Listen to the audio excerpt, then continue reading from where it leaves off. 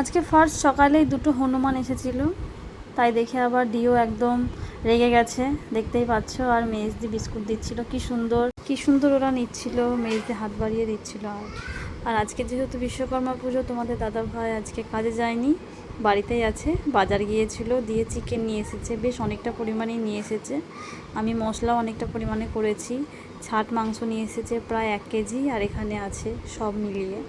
তো আজকে এই ছাট মাংসগুলো রান্না হবে, যেমন মেটে, পাকস্থলী এসবগুলো। আর বাকিটা ফ্রিজে রেখে দেবো ডিপে, কয়েকদিন পরেই করব। তো ডিপ ফ্রিজে রেখে দিলাম। মশলার পরিমাণটা যেহেতু অনেকটা বেশি হয়ে গিয়েছিল, সেই জন্য মশলাও কিছুটা রেখে দিয়েছি।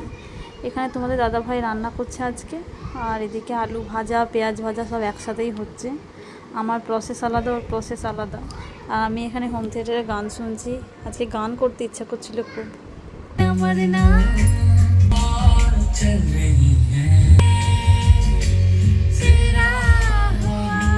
আজকে শুধু মাংসই হবে, তার সাথে আদার্স কোনো তরকারি হবে না। আর আমাদের যেদিন চিকেন হয় সেদিনকে এমনি আর তরকারি হয় না। আমার হলে অসুবিধা নেই, কিন্তু তোমাদের দাদাভাই চিকেন হলে আর কিছুই পাতে নেয় না।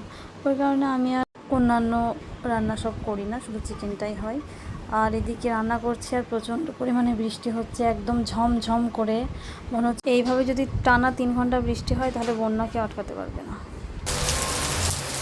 কিভাবে বৃষ্টি পড়ছে, ওরে বাবারে, পুজোর আগে মনে হচ্ছে বন্যা হয়ে যাবে।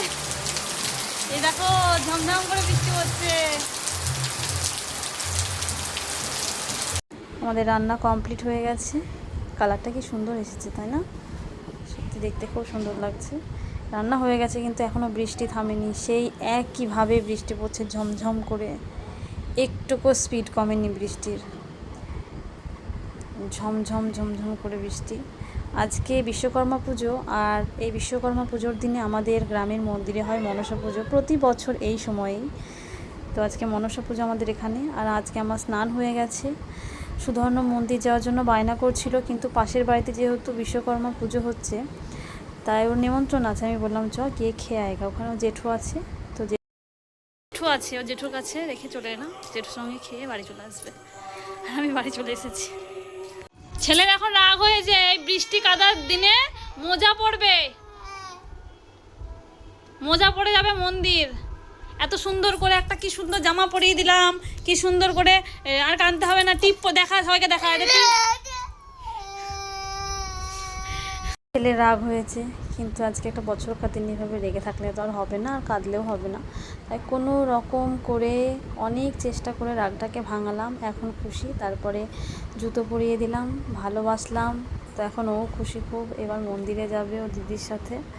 আর যাওয়ার আগে কয়েকটা সেলফিও তুলে নিলাম ওকে পোজ দিতে বলছিলাম, তো দারুণ পোজ দিচ্ছিল, আমার দেখে হাসি লাগছিল। তো ফাইনালি ওর মনটা এখন ভালো আছে। মিতুল ভাই, তোরা কোথায় যাবি? আর কোথায় যাবি? কি করতে? একটু দাঁড়া না, কি সুন্দর লাগছে তোদেরকে, একটা ছবি তুলি। ওইখানে দাঁড়া, আলোতে চল। এখানে দাঁড়া, এখানে দাঁড়া, ভাই বোনের একটা ছবি তুলি নি। দাঁড়া দাঁড়া বাবু, দাঁড়া বাবু, দাঁড়া। ঠিক আছে, তাড়াতাড়ি চলে আসবা। আর বৃষ্টি পড়লে প্যান্ডেলের মধ্যে দাঁড়াবা, ঠিক আছে? আর ভাইকে দেখবি, পড়ে না জানো, হ্যাঁ? প্রীতি সুধর্ণ চলে গেল হাত ধরে মন্দির।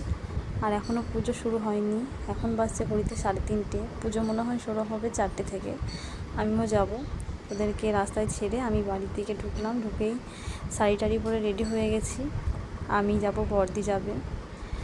অঞ্জলি দেবো না, আমি উপবাস করিনি, বড়দিরা দেয়। এখন যাচ্ছি পুজো দেখতে। বিকেল এখন 3:30 বাজে, 4:30 নাকি? 3টে না, 4:14। 4:14 বাজছে। এখন আমাদের পুজো হচ্ছে মন্দিরে, যাচ্ছি দেখতে।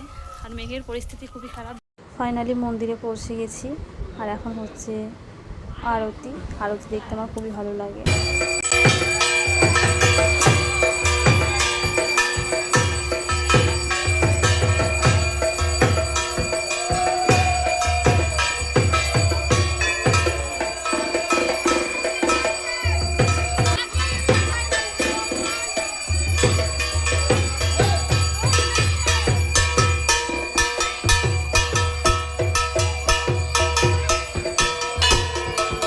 আরতি হয়ে গেল, এবার আরতির তাপ সবাই নিতে যাচ্ছে। প্রচণ্ড ভিড়। আর এই ছেলেগুলোকে দেখে আমার ছোটোবেলার কথা খুব মনে পড়ছিল, কারণ ছোটোবেলায় আমরা আগে এইভাবেই খেলা করে বেড়াতাম, দৌড়াদৌড়ি করতাম, রাত্রেবেলায়ও লুকোচুরি খেলতাম। তো ছোটোবেলাটার কথা মনে খুব কষ্ট হয়। অনেক দিন পর মন্দিরে এলাম, আর মন্দিরে এসে বেশ কয়েকজনের সাথে দেখা হলো। এই যে একটা বান্ধবী, তারপরে এই বান্ধবীটার সাথে দেখা হলো। তারপর কিছুক্ষণ পর প্রসাদ নিয়ে বাড়ি চলে এসেছিলাম।